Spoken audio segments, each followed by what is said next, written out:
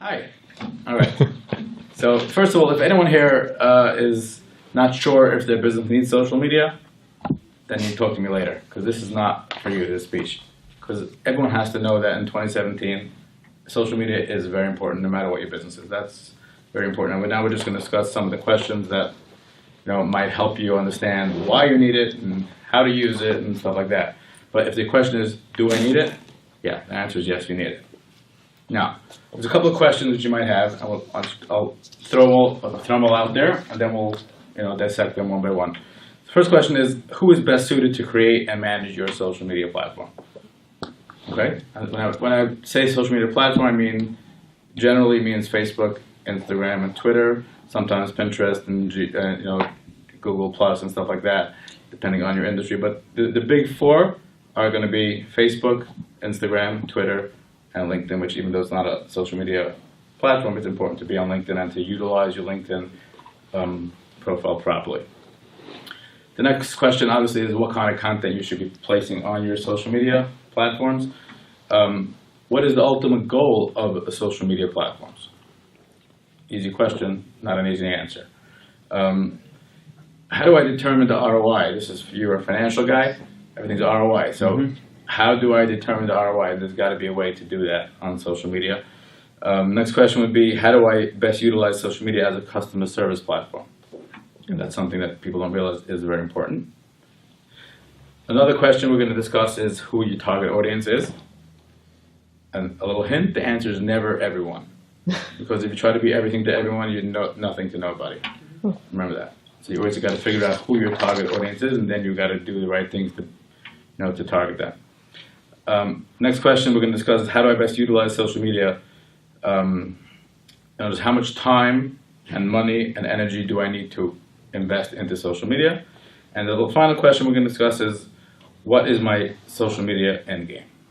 Okay, that's just to keep those in mind as we proceed over here today. So let's start with the first question. And anyone has questions, please feel free to interrupt. This is, like I said, a conversation, not a speech. I'm not good at speeches. I'm better as a writer. But when we have a conversation, I'm good at talking. Who is best suitable to create your social media platform? What would you say? Myself. That's right. Nobody is better than you. Thanks to Lori Baxter. That's right. Nancy can never, no one else can be as good of a Nancy as Nancy can be. Right? So if you can do it yourself, you should be able to do it yourself, then do it yourself. I mean, again, social media is your voice, it's the voice of your company, and no one could be as good as you can. That being said, there are certain people who just won't be able to do it for whatever reason. Either they don't have patience, they don't have time, they don't have energy, or they're just lazy or various reasons. So they go ahead and they either hire someone or they appoint someone within their company to do it. Now, it's important that if you do hire someone to do it, that person or people, better one person, again, because if it becomes a few people, then the voice keeps changing. Remember, social media, think of it as a voice, your company's voice. So as long as you're consistent in everything you do, if it's you or the person doing it, you'll develop a brand recognition and you'll develop a voice. If there's, just hodgepodge of today Nancy did it and tomorrow Lori did it and tomorrow Joe did it, it's just going to be a bunch of cut and paste stuff. It's not going to have a voice. So remember that. So you should be doing it. If it's not you, the person doing it should be the dedicated person on your team or the person you hired to do it should be the one doing it. Now, if you must have someone else do it, just keep in mind a couple of tips I'm going to give you to remember. The person that's handling your message must understand your message clearly. Every company has a message, whether you're a therapist or a weight loss or a financial, no matter what you do, if you sell a product, a service, you got a message. If you don't have a message, well, we should rewind and create your message and then start again. But whatever your message is, the person handling social media has to understand your message. If I ask you what you do, you'll tell me you sell cosmetics, right? There's a lot of people selling cosmetics, right? There's obviously more to what you do than just, Maybelline, right? Okay, so whatever that message is, whether it's to help people or whether it's to, a specific emotional connection to your product. So the person doing your social media has to understand that clearly. That's a good point. That's a good point, Nancy, with your product. There is an emotional connection. I never would have thought to use that word. Right. Oh, There's always an People emotional look and connection. they're upset. No matter what you do. But especially with hers, because the people that buy her products, That's right. They're covering up. They're dealing with a loss. They're dealing with, scars, yeah. Sure, absolutely. But again, there's always emotional. You can be selling potato chips. You got to find that emotional connection, and that's part of your game. Because we'll get to that a little later. There's that know, like, trust factor that we talked about. All right. Everything today is people do business with, or buy products from, or utilize the services of people they know, they like, and they trust. And is a short, it goes in that sequence. They'll get to know you, they'll hopefully like you, and then they'll trust you. Once they trust your brand, you and your brand, then you have them for life. So everything you do is you got to remember that emotional connection. It doesn't have to be crazy emotions of crying and hugging each other, but there's something pulling your product, your service to them. Okay. Usually there's going to be a face to that person. A company face, whether it's you and your company or the people, your clients, your staff, but there's got to be a connection. Now, when they post, this applies to you or the person they're posting, at least 50%, I mean, it's better if it's more than 50%, but at least 50% of the content should be unique content, not like cut and paste stuff, not borrowed content. I mean, it's okay to borrow and share stuff from other people, but if after a while all you're doing is just sharing and just copying and pasting and just copying what other people are doing, there's nothing unique about you, right? It means if you're not writing your own thoughts, it can be your own quote, it could be your own article, it could be your own picture, it could be your 50% of the content minimum needs to be your own. It means they won't find it anywhere else. Right? If everything they find by you, they can just do a little Google searching and find it elsewhere or find where you got it from, then they don't really need you. And that's an important thing to remember. So this is more of an issue to remember when someone else is doing your social media, because it's very convenient sometimes. People, they remember, I didn't post today, let me find something. Whereas when you post on your own, you're more selective. So again, when someone else is doing it for you, remember to make sure they understand that the content has to be unique. It's important when you post social media stuff, it should be like consistent intervals. People who follow you, whether they like you or follow you or you'll be in their feed, want to see you there often enough that they remember that you're alive and your brand sticks in their head. If they're going to post once a month only and you pop up, it's useless. If you're going to post too often, it might not be good either. But whatever it is, it should be on steady. It's like when you go to a website, a news website, whatever it is, whether it's CNN or Fox, wherever you're, right, whatever side of the aisle you're on. If you go there every day and it's the same headline, after a while you're going to stop going there. It's right. You want to see new and fresh. So not that they're going to your page often, but whenever they get there, or they want to see you just posted something new. If they're still going to see, we're just having a Christmas sale, or right, and we're already holding in the summer, that means that you're not taking your company seriously. Why should they? Excuse me. Like we said before, one of the important aspects of social media is to foster engagement with your followers. Okay, it's not a bulletin board. It's not just a place to post stuff that you have nowhere else to post them. You're trying to engage with your followers. One of the ways you engage with your followers is look at their comments, see what they're doing, understand what they're asking for, what they're saying, what they don't like, and you develop a sense of what it is that they like. Thank you, Mike. So the person who's doing the social media for you, whether it's an employee or a company you hired to do it, needs to be not just post stuff. They need to be in tune to what are people liking, what are they not liking, how are they liking it, are they using the smiley, are they using the sad face, are they actually commenting, are they sharing? And this is all data that's available on most of the sites. And so again, if you're not doing it, the person doing it needs to be in tune to what's going on, because it helps you understand what people are liking, what they're not liking, and what they're liking, you got to give them more of. What they're not liking, we got to fine tune. Again, this is all common sense, but stuff that we got to put out there. Again, there's got to be a hands-on approach to social media. Meaning, every time someone comments, whether you like the comment or not, you got to respond. Now, not always do you have to respond publicly. Sometimes you can just private message a person, but anyone who leaves a message on your social media deserves a response. even if they're not asking you a question, as a business owner who wants to show that you're engaged and your company has a pulse, if someone says a positive comment, there's nothing wrong with responding, publicly and thanking them for stopping by. If it's negative, you can private message them and say, listen, I'm sorry that you feel that way.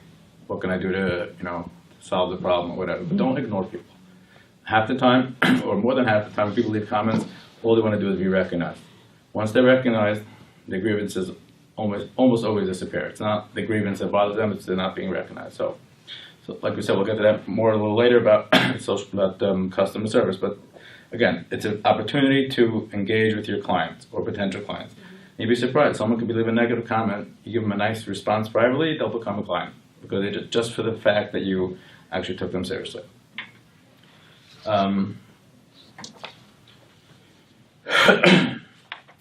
Question number 2 we had was, what is the objective of social media? What would you say the objective is if I asked you? Pick on him today. Me? I would think branding and obviously for us, we go on social media to try and attract new clientele, right? Let people know what we're all about, create a brand. Mm-hmm.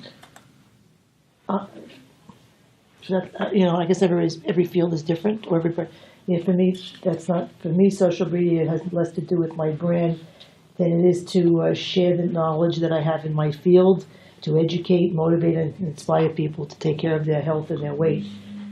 And by that, just building a reputation as somebody who posts good quality stuff in my area of expertise. And I hate to call myself an expert, I'm not, but you know what I'm saying? That's really why I do it. And if I get a client out of it because they see constantly that I'm consistently posting things that are relevant, that are meaningful, that are helpful, that are current, that if they have a weight problem with someone in their family, they'll say, something, there's this lady that she's always posting about this stuff. She writes really, really good stuff, and she never talks about sales. She never pitches for business, but she knows her stuff. Maybe you might want to check her out. That's why I do it, me personally.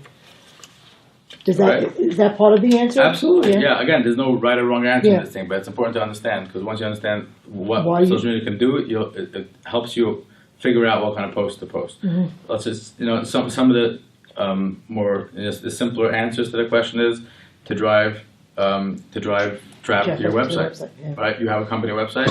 Most people today might not find that unless they find it in social media. So that in itself is a thing. So some of the posts you should be posting are, should have your website address at the bottom of it. Check out more on our website, things like that. Another idea of social media objective is to build your brand, like Anthony said, right? You got to build your brand among the various demographics, right? You might think that everybody knows you or wants what you have to offer. That might not be the case, right? Branding is a lifelong objective. It's not just Coca-Cola is branded, but they keep branding themselves. Right. Because you don't keep branding yourself, your brand will be taken over by the next big thing, right? Again, one of the advantages of social media is that it levels the playing field. You and Coca-Cola have the exact same platform. That is the only media platform that is that way today, right? You don't need that much money or you don't need resources. You just got to utilize it right? Coke has the same Facebook page as you do. And they probably have an army of people posting and researching, but ultimately you can be smarter than them. And in a way, people want to engage with you as opposed to them because they feel that you're more personal. Again, social media could be a place where you promote certain sales and products, but you don't want to overdo that either because, we'll get to that a little later, but I'll just put it in there now. Social media is not a sales platform. It's a marketing platform. That's a very, it's an area where people don't get, and they use it as a sales platform. And what happens is, when you push it as a sales platform too much, is you get looked at as a salesman, and you know what happens to salesmen, right? Nobody's interested.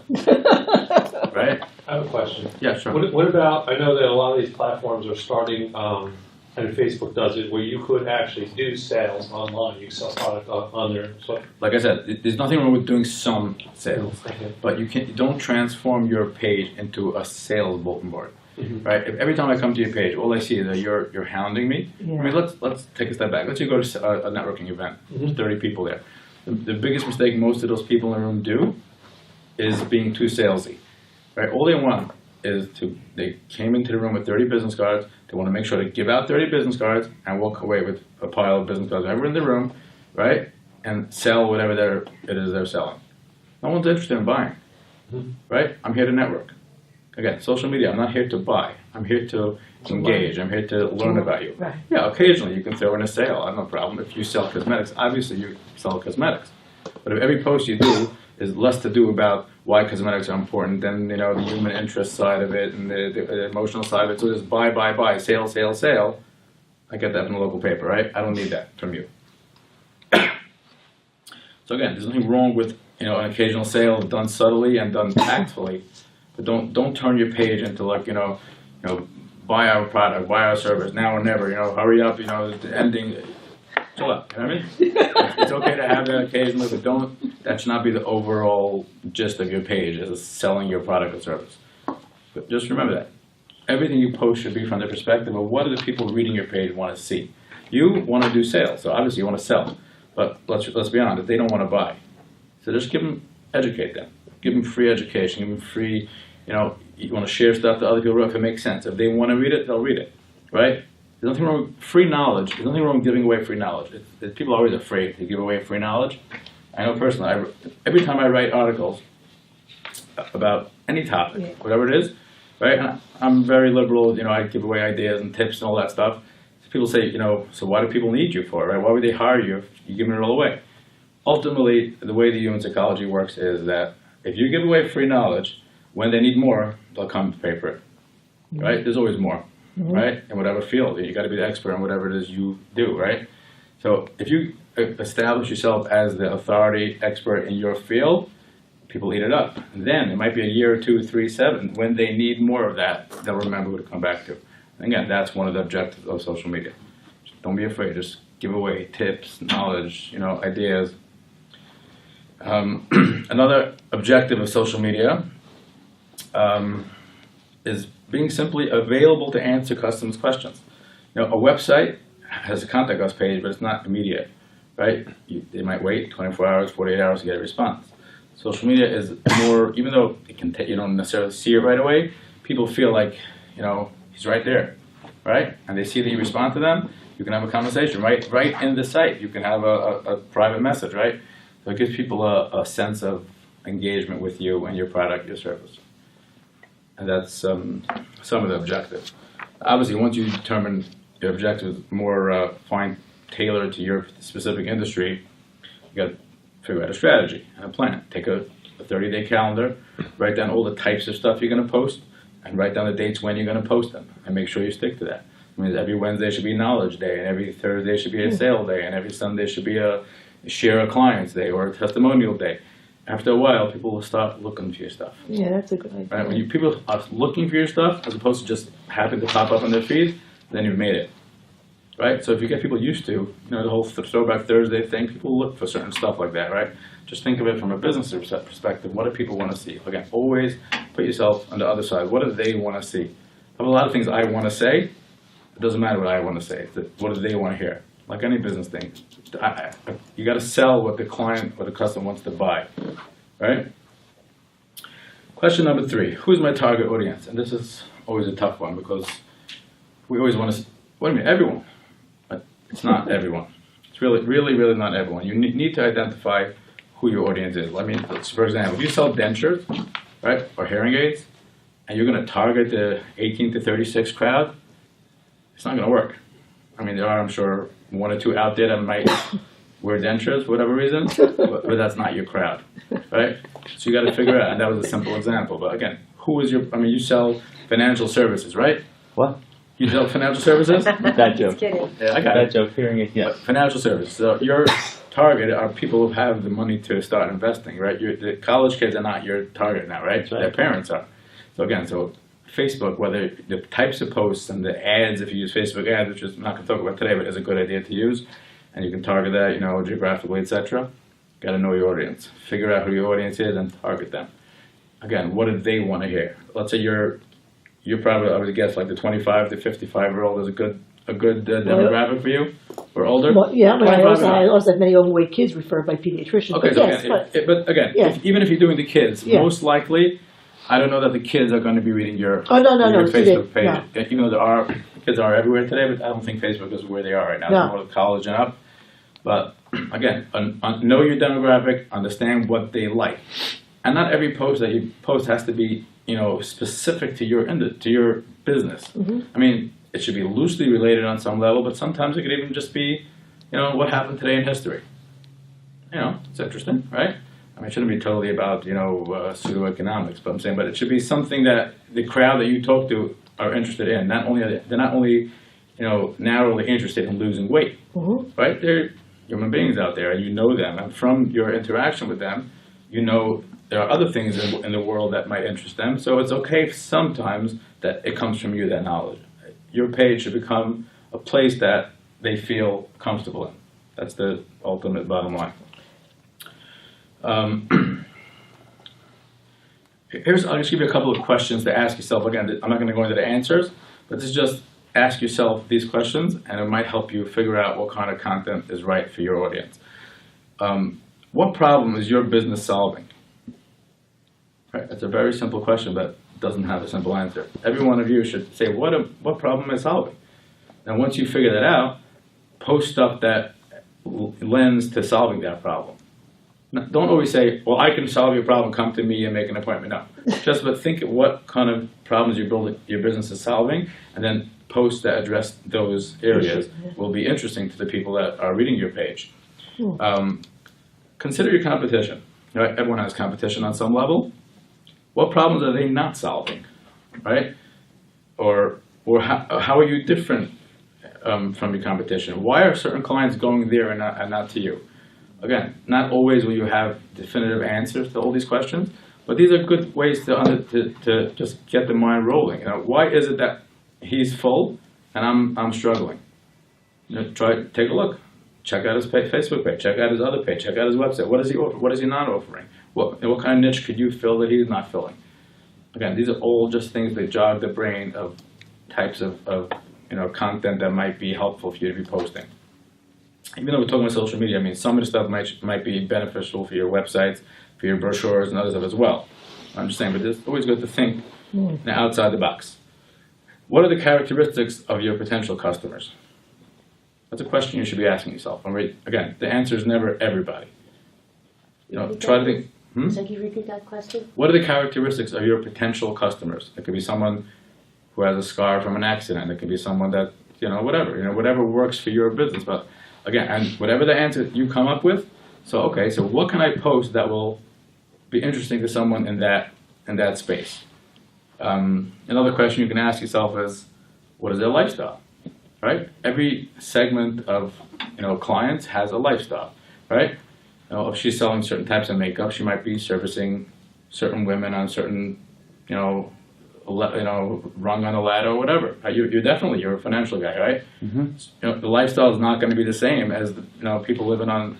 So you got to figure out what is their lifestyle and what are people in that lifestyle interested in. And then that's okay to bring that stuff into your page. Now, are you conducting surveys of your clients? That's very important in any industry, almost. But remember that social media is a great place to do that, because if someone hasn't built in, you can actually do a survey on Facebook. Don't do it too often, but occasionally it's really good to do. It just gets people answering questions. You'd be surprised. The answers you get from those could really help you understand the psyche of your followers, your clients, potential clients. Now, we touched on this a drop, we'll just go over it quickly. So what kind of content is right for you? So I'm just going to give you a couple of quick examples of types of content. Obviously, everything you do got to think out of the box. I hate that term because it's overused, but it describes what we got to do. Obviously, your own blog posts. There's not, like I said before, nothing gives you more credibility and likability, and gives your business a pulse than having something to say unique. You have a blog, no one else in the world has that blog post. Unless you plagiarize, that's a whole different story. All right? But if you write your own stuff, people will read it because they're not finding it elsewhere, right? So yes, your blog posts are important to post and to share. Even if you post it on a different platform, WordPress or even LinkedIn, bring it in to Facebook. If you have a LinkedIn post, don't think it just belongs on LinkedIn. Share it everywhere. Facebook, Twitter, Instagram, everywhere. It's okay to share content from other people in your network. Again, don't overdo it because then you become a sharer as opposed to a unique person, but it's okay. And actually, People respect that. I think that you're not afraid to share your colleagues' stuff. You know, sometimes people are afraid. Oh, I'm gonna share here, but I'm not good enough. No, but the fact that you share what you feel that your clients might enjoy is important. So everyone has a network, be it on LinkedIn or elsewhere. If they post something interesting that you think your clients will benefit from, by all means, share that stuff. You give events, workshops, seminars, photos. Photos work a lot. People love to see that you're not just in business, that you're actually, sharing your knowledge with others. Not that, even if the picture itself is not sharing something, the fact that there was a seminar and that you were the speaker or you were the headliner, it gives you a certain amount of, likability, and that's important to share. Testimonials from clients are great. Nothing speaks better than a real testimony. Make sure they're real. If they let you use their name, it's always good to get permission. Sometimes, if there's an event of interest that you think your clients might enjoy, even if it's not specifically related to your industry, absolutely share it. If there's a carnival in the neighborhood and you're a local business, why not have them find it out through you, and then go and then are excited, and then why not? Right? Or there's no shortage of events. There's always stuff going on. Again, whatever you do, remember with the rule of thumb: don't overload your page with things that don't belong there. But occasionally throw in different stuff. It makes it more interesting and exciting. Inspirational quotes, I would be very careful with. Now, sometimes they're okay and depends on your specific business, but very often these are recycled over and over and over, and it just tells people that you have nothing else to post. If it's specifically, relevant to something you're doing and it makes sense, go for it. But it's a lazy way of filling up your page. Let's find an inspirational quote and dump it on there. So if it works specifically and occasionally, that's okay, but don't overdo it. Now, this for you would be important. Sales and coupons and contests are good. But again, on the sales end of things, keep it to not more than 10% of your content, because you don't want to become too salesy. But again, in your specific industry, it makes sense to have sales occasionally, so definitely share them. I'd rather see contests or things like that and coupons as opposed to sales. Even when you do the sales, try to make a short article out of it as opposed to just sale with 17 exclamation points, It's whatever. Okay, the next question we had was, how do I utilize social media as a customer service vehicle? And this is something a lot of people don't realize, and it's really important, and we touched on some of it. I'll just reiterate a little bit. First of all, no matter what your business is, you need to make sure that you are meeting the needs of your clients. It sounds oversimplified, but whatever your business is, you need to make sure you're meeting the needs of your clients. If you're a therapist, then you know what that means, and if you're in cosmetics, you know what that means. Everyone knows what that means. But make sure you're not meeting, what I mean to say is, not you're meeting your sales quota or your output. Make sure you got to be meeting the needs of your clients. Social media is a platform where you can do that. You can always check in with your clients to see how things are doing via social media. Sometimes it's better to do it, like we discussed before. An email sometimes might seem too formal and they won't respond to you. A check-in, even though you don't want to use the words touching base, right? But whenever you touch base with them without using the words touching base, you can do it through social media, whether it's a DM on Instagram or a message on Facebook. It's less intimidating. Do it. Again, you don't want to make it too social and too chatty. You want to stay professional. But just a quick check-in might be better from through a social media platform as opposed to an email. Just keep that in mind. Showing appreciation to your clients, however possible and whenever possible, is a great thing. Nobody will be upset at you for saying thank you or for saying thanks. I appreciate your business. Use social media to do that. Like you're saying, that's what the check-in could be. You say, we're just going through our records. I appreciate that you're a client. You don't even have to go and please come back and schedule your appointment. They'll schedule on their own, after a while. Yeah, with a weight loss client, I couldn't do that. I don't want to let anybody know they're a client of mine. Okay, but they wouldn't appreciate it. About any client that you had, you can show them appreciation. Whether He means directly. Yeah. Yeah, you can. I appreciate that you chose, my service as opposed to a guy down the block, right? You don't have to talk about yourself. You don't have to ask them to make an appointment. Just show appreciation just for, its own sake, and that works. Obviously, refer to your clients. That's great. If you're in one business, they're in a different business. Yeah, I they're do. a client. Refer to them. Yeah. Right? That nothing works as good as that. But again, social media is a great way. LinkedIn is perfect for that. Right? On LinkedIn, they even have a feature that you can share profiles with each other. But even on Facebook or other places, you say, hey, look, I found this cool Facebook page. Might you like it? Right? You always want people to like your Facebook page. Did you ever tell people to like someone else's Facebook page? It works, right? That's a good tip. Now, how do I determine the ROI of my social media presence? Now, this is a tough one because, like we said before, social media is not a sales tool. Okay, I'll say it once again for emphasis because it's important. Social media is not a sales tool. Meaning, I know this from personal client experiences. We set up a social media platform for them. 1 to 2 months go by, and they get frustrated that they don't see direct correlation between I'm spending time, I'm posting stuff. I don't see the clients coming in, right? Because you're not going to see the clients coming in from social media. That's not how it works, right? You're not going to see clients coming in from any marketing tools. Marketing is marketing, and sales are sales. Yes, they got to work together, but they have different objectives, and it's important to know what's what.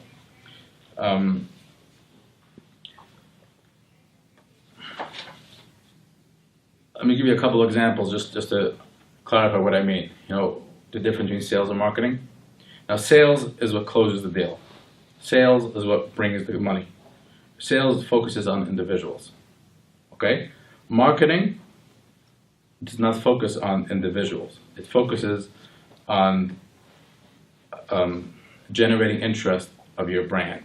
It focuses on it determines what the customer wants. Marketing does that. Marketing gets the word out. Marketing is the battle plan, so to speak, right?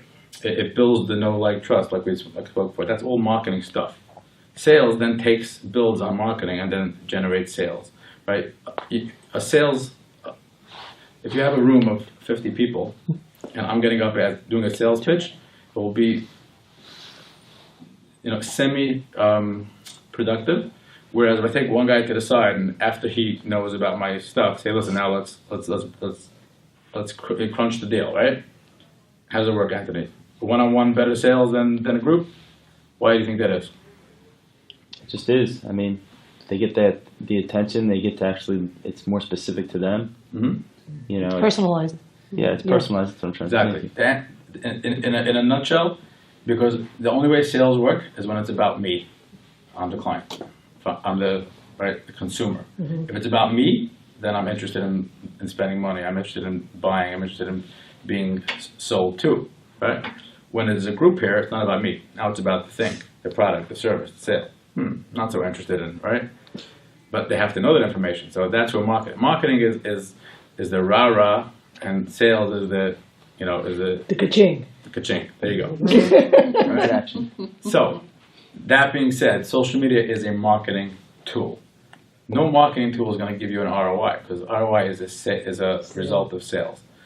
So, with that perspective, if after 6 to 8 months, of doing a successful social media campaign, your company is losing money, something's wrong, right? Doesn't mean necessarily that it was the fault of the social media, but something is wrong. But when you do proper marketing, and social media is an important aspect of that marketing, you will see slow and steady growth in your company. You can't look at 1 month because you know how that works, but you look at a 6 to 8 month period. After you do decent marketing / social media, you should see some sort of growth. And there's a line they say in marketing that 50% of the marketing works and 50% doesn't work, and no one knows which is which. Right? And it's humorous, but it's also true.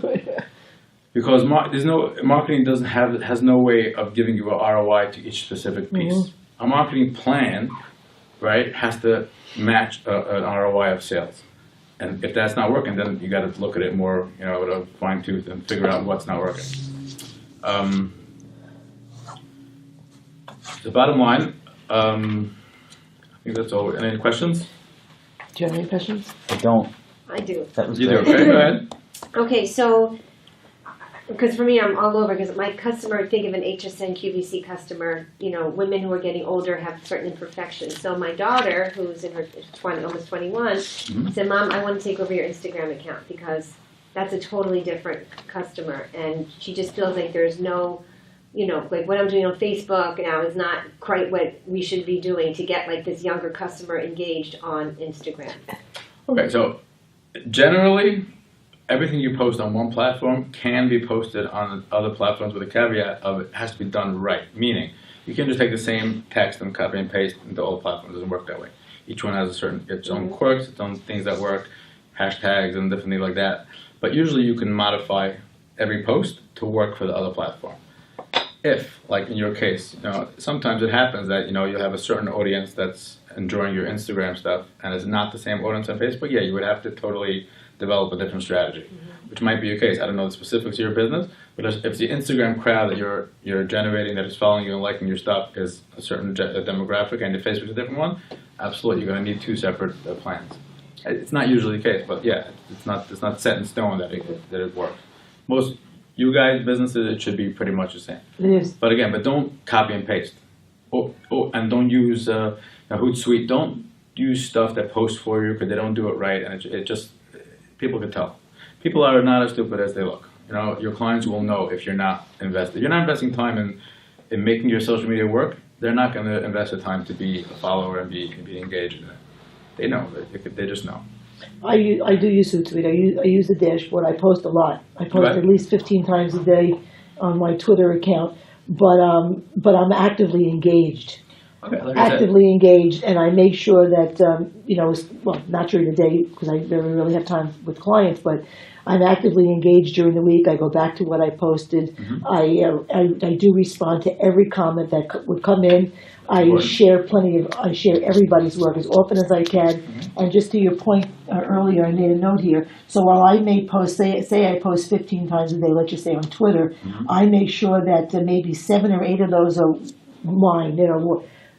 Always original. Always, all my content is my own. But I always share at least 3 to 5 curated content from other great things that I read during the week having to do with health, weight loss, obesity, fitness, other people's.